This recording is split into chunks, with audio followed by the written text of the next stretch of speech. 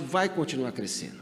E o que vai puxar o agronegócio é a segurança alimentar global, né? A segurança alimentar global, como vocês sabem, é uma questão muito relevante, principalmente nos países emergentes, né? O nosso grande cliente hoje é a China. O agronegócio, o ano passado, exportou 167 bilhões de dólares. 167 bilhões de dólares. Foi o maior ano da história. Nós saímos de 100 bilhões de dólares em 2000, 120 bilhões em 2020, desculpa, 2021, 120 bilhões, 2022, 160 bilhões e agora 2023, 167. Então, 100, 120, 160, 167 em 4 anos, né? Foi um resultado extraordinário. 40% disso hoje vai para a China, que é o nosso grande cliente. Ela não comprava quase nada 30 anos atrás, né? E hoje ela compra 40% e vai continuar comprando, né? Por quê? Porque a China ainda demanda proteína, né? Eu diria que se nós fôssemos resumir a nossa pauta exportadora hoje em uma palavra, essa palavra é proteína, né? A proteína que vem da soja, né? Que vem do milho, através das carnes, né? Os suínos, as aves, os bovinos, né? E tudo aquilo que vem junto, né? O etanol e as outras coisas que vêm como subprodutos importantes dessa produção de proteína animal, proteína vegetal e milho, etc. Então, tudo isso junto atende hoje essencialmente a China, mas também outros mercados na Ásia, né? Nós temos, por exemplo, um enorme potencial hoje no sudeste da Ásia, né? O sudeste da Ásia, abaixo da China, são 10 países: Indonésia, Tailândia, Malásia, Filipinas, países, quase 5 ou 6 países ali, tem mais de 100 milhões de habitantes. O Vietnã, por exemplo, é um grande mercado que cresce mais do que a China nesse momento. É pequenininho ainda, é 3 bilhões, a China é 63 bilhões, né? Mas cresce a uma velocidade maior do que a China. A Índia no futuro é extraordinária, né? Nós estamos fazendo a China de 23 para 24, de 22 lá para 23, né? Agora a gente entrou em 24, 22 lá para 23, a China, a gente fez 53 bilhões em 22 e 63 bilhões para a China de dólares em 2023, né? Então, é enorme mercado, mas tem vários países ali em volta que são mercados para 2, 3 bilhões de dólares, né? A Índia, por exemplo, é hoje um mercado de 2 bilhões de dólares, né? Muito menor do que a China, mas já é o país mais populoso do mundo. É um país jovem, é um país que está se urbanizando rapidamente, né? Então, eu diria que quando a China deixar de ser a China, que ela é hoje, né? Vai ser nessa nossa geração, né? Nos próximos 20, 30 anos, ainda são anos da China, depois virá a Índia, depois virá a África, né? Então, a nossa história é uma história ligada com a exportação, e a exportação é o driver que puxa o agronegócio.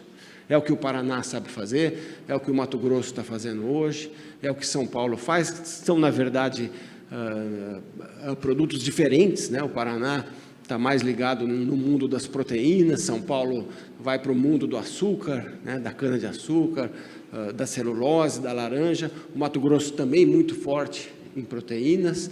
Então, eu acho que esse processo vai continuar acontecendo, e vai continuar acontecendo voltado para a exportação, né? A exportação é para onde a gente tem que olhar. Mas o mundo na exportação está mais complicado, né? A gente tem que entender que apesar do Brasil ser hoje o terceiro maior exportador do mundo, nós somos o 4º produtor do mundo, né? Se a gente for em produção, estamos em 4º lugar, mas a gente hoje encontra um mundo que tem questões geopolíticas importantes, né? Nós temos dificuldades aí, hoje, por exemplo, lá no relacionamento Estados Unidos-China, né? Ocidente-Oriente, isso está presente na guerra da Ucrânia, isso está presente nos conflitos do entorno da China, isso está presente na falta de regulação, de coordenação internacional, né?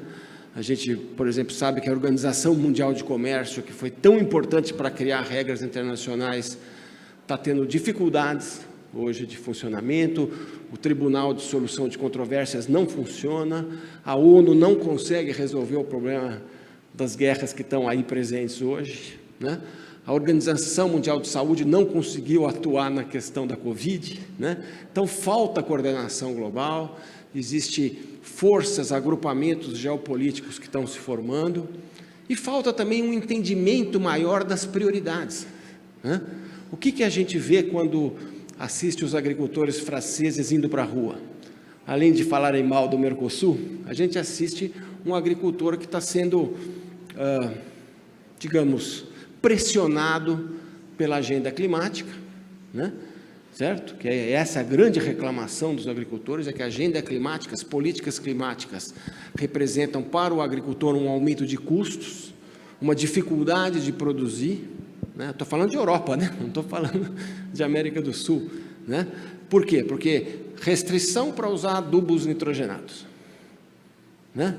Restrição para esterco, restrição em pesticidas, restrições de forçarem o pousio, né? Eles têm que fazer lá um pousio de áreas de 4% da propriedade. Aqui no Brasil a gente faz 20, 35, né? Não é isso? O Código Florestal aqui força o produtor, né? Manter 20% da propriedade como reserva legal, 35% nos cerrados mais ao norte, 80% lá na Amazônia. Lá na França eles estão reclamando de 4%. Eles falam que a nossa lei é mais branda que a deles. Não é verdade, né? Nós temos uma lei que eu diria das mais rígidas do mundo, que é o Código Florestal brasileiro, né? Mas a reclamação dos agricultores é a questão ambiental, as políticas ambientais da Europa. E é curioso, porque isso mostra uma coisa que é absolutamente verdade e síntese dessa questão. Não dá para pensar só em segurança climática. Segurança climática é importante, é uma questão global, tem que encontrar saídas, mas existe um outro problema que chama-se segurança alimentar.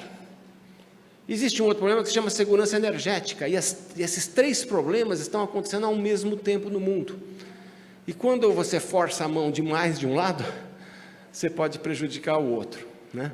E é o que a gente está vendo hoje lá na Europa, um produtor que está reclamando demais da pressão da legislação ambiental sobre a produção agropecuária, né? E essa pressão, ela, no meu entendimento, ela vai agora ter que ser rebalanceada. Nos últimos dias a gente já viu diversos governos da região anunciando, olha, vamos com mais calma, vamos deixar o pessoal produzir, e tem que produzir, certo? Porque o problema de segurança alimentar não está só na China, não está só na Índia, não está só lá no Oriente Médio, está também dentro da Europa, né? Existem populações hoje que estão sentindo a inflação dos alimentos na Europa, existe um envelhecimento do produtor europeu, que nós aqui temos produtores muito mais jovens do que os produtores europeus e americanos, os filhos não querem ficar no campo. Então, a Europa, que fez a segunda grande revolução agrícola, né? A primeira foi feita lá no Oriente Médio, antigo fértil crescente, quando surgiram os animais domésticos, as plantas cultivadas que a gente cultiva até hoje. A segunda foi feita pela Europa, a terceira foi feita pelos Estados Unidos, no século passado, e a quarta está sendo feita aqui no Brasil, no meu entendimento, né? E de muitos outros, que é a nossa revolução tropical agrícola, né? A Europa é berço da mecanização agrícola, né? É berço da intensificação da produção, e hoje está tendo dificuldades, né? Está tendo dificuldades, e os agricultores foram para a rua por causa disso, né? E aqui no Brasil, o que eu vejo é um país com todo o potencial para crescer, né? Agora, não é crescer